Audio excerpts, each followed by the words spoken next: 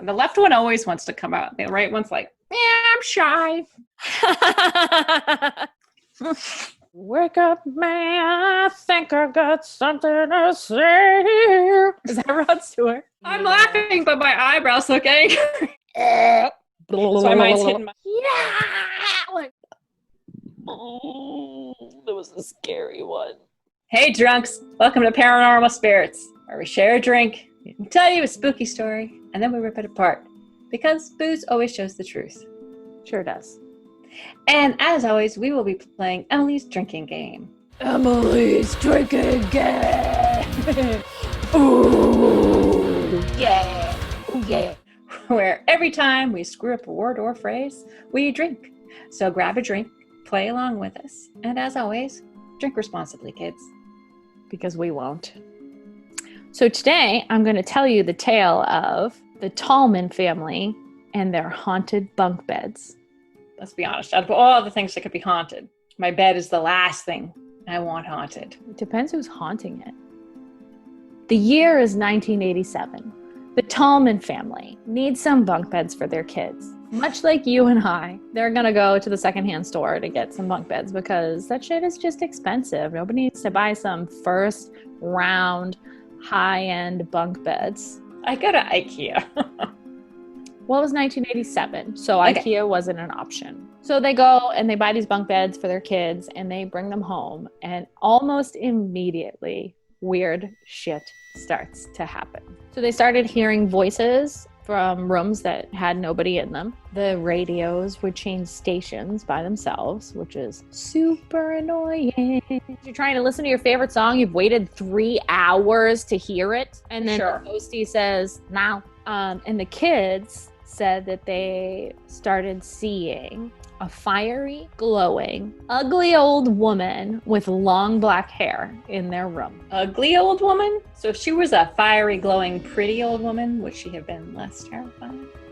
Yes. I mean, I would be less scared if a super hot ghost showed up. If it's like a smoke show of a demon, I'd be more interested than somebody who's like, hey, I'm coming to take your organs out of your body. They also said the doors started to open and close on their own, and they had a rocking chair that would rock by itself like this, because this is how rocking chairs rock. Always.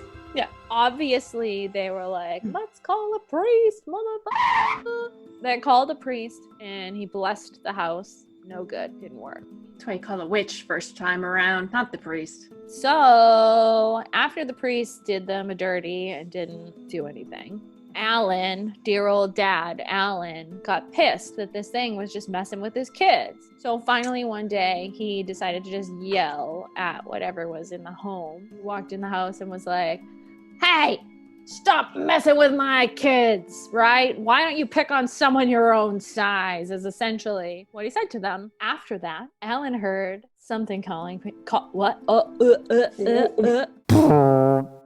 him from the garage. And it said, so inventively, come here. Oh, clever ghost. Obviously. So dad goes off to the garage to investigate whatever called him over there, and he saw a fiery orange glow and red eyes looking at him through the garage window. Dun, dun, dun. So the kids obviously didn't want to sleep in the freaking crazy bunk bed room. So they were sleeping with dad and mom, as scared kids do. And dad witnessed a fog coming from the ground and started, like a mist started to form, and then a green glow happened, and then something kind of formed in the glow, and it essentially looked at him and said, you're dead. You're dead. Coming for you, motherfucker. You're dead, kid. You're dead to me. It was a Jewish mother. You didn't call me. You're dead to me. You gotta marry a nice Jewish girl. I said that. You didn't. You're dead to me. And then it disappeared. After that happened, Ellen was working late one night, so Debbie had a family friend come stay and help her with the kids because she was scared to be in the house by herself. And so the friend was putting the kids to bed and claims that she saw a terrifying figure form in front of her. And the friend was a total skeptic. The friend didn't believe in anything that was going on in the house. So the family moved out that night. They left the house that night. That was it. That was the final straw. That was it. The friend saw something. Yep. Skeptic friend says, we're done. Skeptics. It's the people that are skeptics that drive me crazy. Well, I'm a skeptic. They're little old men. In my day, we didn't have time for ghosts. We were turning pennies into shoes. They disposed of the bunk beds. They left the house. And that's kind of where the story ends. Nobody talks about it anymore. Nobody ever experienced anything else in the home. So it had to be linked to the bunk beds. And according to the Tallman family, the bunk beds were destroyed or buried in a dump somewhere where That's very vague, Tallman family. But the house was featured on an early episode of Unsolved Mysteries. Okay, what episode of Unsolved? I want to watch this. You can't find it anymore. No. Yes, I swear to God. The articles that I read said the only place you can find it is on an old Unsolved Mysteries DVD. Season 1, Episode 4.